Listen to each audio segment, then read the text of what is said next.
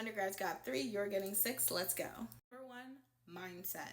You are in a marathon, not a sprint. This is going to take years, if not decades, depending on the chapter that you choose. You need to be thinking of this as like a presidential campaign.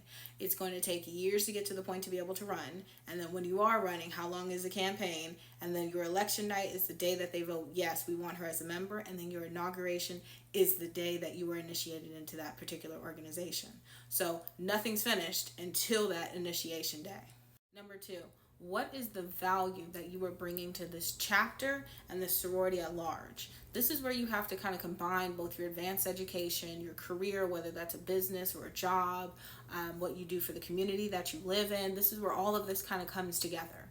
What are you going to be bringing to that particular organization that they already don't have?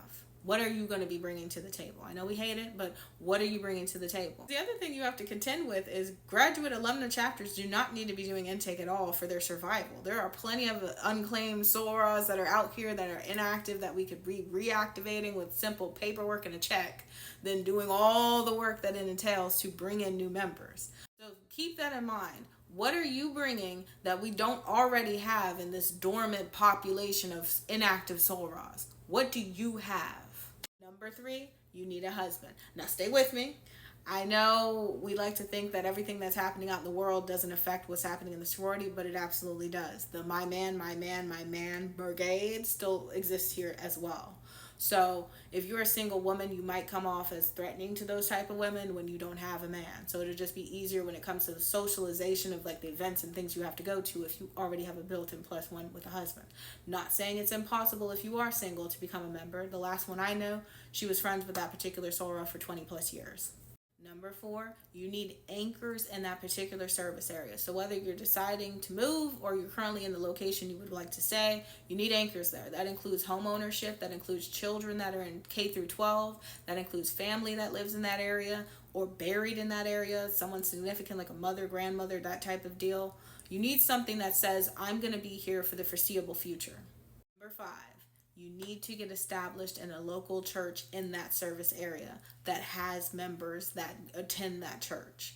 Now, I know all this idolatry and denouncers make you think that these are not God-fearing women, but they absolutely are. These are God-worshiping, church-going type women. And when we have to think about who's holding down the black church right now, it's both the sororities, other organizations, and older black women in general. So that's where you're going. But you're not going there to social with them at first. You're going there to establish a presence, a membership. You're paying your tithes, attending regularly, meaning you got to decide the frequency you're going to be going, whether it's weekly, bi-weekly, or monthly, something to that frequency. That way you start making a name and, oh yeah, she goes to my church, that type of deal. Some semblance of familiarity to you.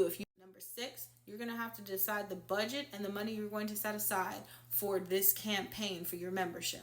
Because one of the many things you're going to be doing is going to events that cost money. Graduate chapters, just like they pretty much across all organizations, they are doing fundraisers through their foundation that helps pay for the activities and events and service that they do throughout the year. So if you have to go to that event, some of these events are a few $100s per ticket. But again, you're going to have your +1 with your husband. And then if you're kind of balling out of control, again, your budget, you might buy the whole table at that $500 plate event. So think about in terms of that. How much is this going to cost you annually to be doing this campaign, showing up to these events?